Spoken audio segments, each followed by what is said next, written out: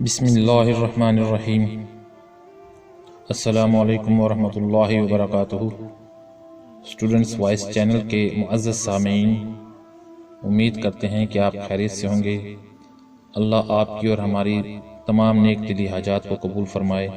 آج ہم آپ کے سامنے بہلول دانا کی باتیں لے کر آئے ہیں۔ کہتے ہیں کہ ایک بار شیخ جنید بغدادی سفر کے ارادے سے بغداد روانہ ہوئے۔ حضرت شیخ کے کچھ مرید ساتھ تھے۔ شیخ نے مریدوں سے پوچھا کہ تم لوگوں کو بہلول کا حال معلوم ہے؟ لوگوں نے کہا حضرت وہ تو ایک دیوانہ ہے، آپ اس سے مل کر کیا کریں گے؟ شیخ نے جواب دیا ذرا بہلول کو تلاش کرو، مجھے اس سے کام ہے۔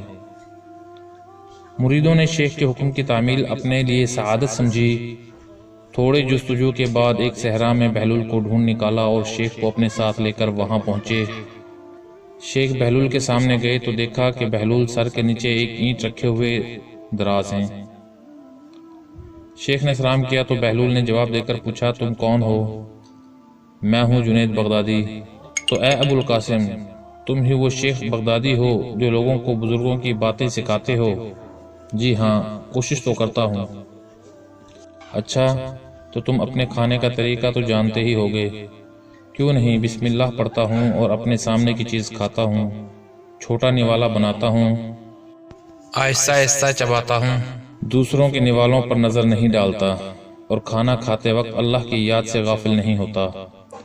پھر دوبارہ کہا کہ جو لقمہ بھی کھاتا ہوں الحمدللہ کہتا ہوں، کھانا شروع کرنے سے پہلے ہاتھ دھوتا ہوں اور فارغ ہونے کے بعد بھی ہاتھ دھوتا ہوں۔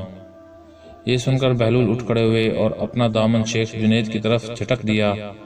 پھر ان سے کہا تم انسانوں کے پیر مرشد بننا چاہتے ہو اور حال یہ ہے کہ اب تک کھانے پینے کا طریقہ بھی نہیں جانتے۔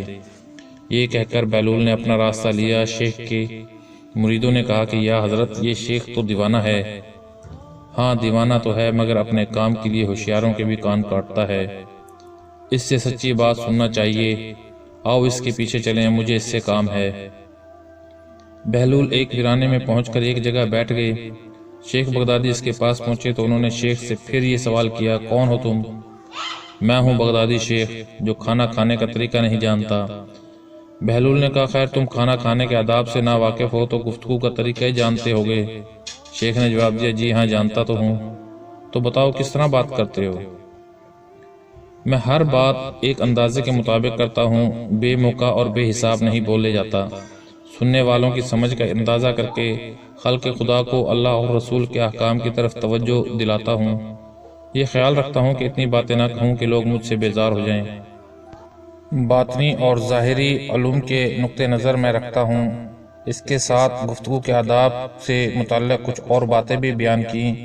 بہلول نے کہا کہ کھانا کھانے کے آداب تو ایک طرف رہے، تمہیں تو بات کرنے کا ڈھنگ بھی نہیں آتا۔ پھر شیخ سے منہ پھیرا اور ایک طرف چل دیے۔ مریدوں سے خاموش نہ رہا گیا۔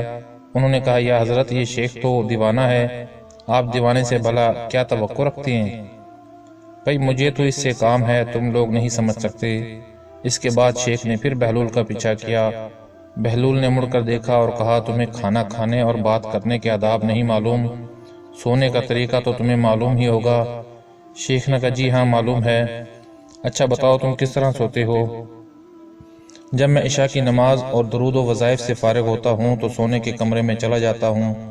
یہ کہہ کر شیخ نے سونے کے وہ آداب بیان کیے جو انہیں بزرگان دین کی تعلیم سے حاصل ہوئے تھے۔ بہلول نے کہا کہ معلوم ہوا ہے کہ تم سونے کے آداب بھی نہیں جانتے۔ یہ کہہ کر بہلول نے جانا چاہا تو حضرت جنید بغدادی نے ان کا دامن پکڑ لیا اور کہا اے حضرت میں نہیں جانتا کہ اللہ کے واسطے تم مجھے سکھا دو۔ کچھ دیر بعد بہلول نے کہا کہ میاں یہ جتنی باتیں تم نے کہیں سب بعد کی چیزیں ہیں، اصل بات مجھ سے سنو۔ کھانے کا اصل طریقہ یہ ہے سب سے پہلے حلال کی روزی ہونی چاہیے۔ اگر غذا میں حرام کی آمیزش ہو جائے تو جو آداب تم نے بیان کیے ان کے برتنے سے کوئی فائدہ نہ ہوگا اور دل روشن ہونے کے بجائے اور تاریک ہو جائے گا۔ شیخ جنید نے بے ساختہ کہا جزاک اللہ خیرن، اللہ تمہارا بھلا کرے۔ پھر بہلول نے بتایا کہ گفتگو کرتے وقت سب سے پہلے دل کا پاک اور نیت کا صاف ہونا ضروری ہے، اور اس کا بھی خیال رہے کہ جو بات کہی جائے اللہ کی رضامندی کے لیے ہو۔ اگر کوئی غرض یا دنیاوی مطلب کا لگاؤ یا بات فضول قسم کی ہوگی تو خواہ کتنے ہی اچھے الفاظ میں کہی جائے گی تمہارے لیے وبال بن جائے گی، اس لیے ایسے کلام سے خاموشی بہتر ہے۔ پھر سونے کے متعلق بتایا، اسی طرح سونے سے متعلق جو کچھ تم نے کہا وہ بھی اصل مقصود نہیں ہے۔ اصل بات یہ ہے کہ جب تم سونے لگو تو تمہارا دل بغض، کینہ اور حسد سے خالی ہو، تمہارے دل میں دنیا اور مال دنیا کی محبت نہ ہو، اور نیند آنے تک اللہ کے ذکر میں مشغول رہو۔ بہلول کی بات ختم ہوتے ہی حضرت جنید بغدادی نے ان کے ہاتھوں کو بوسہ دیا اور ان کے لیے دعا کی۔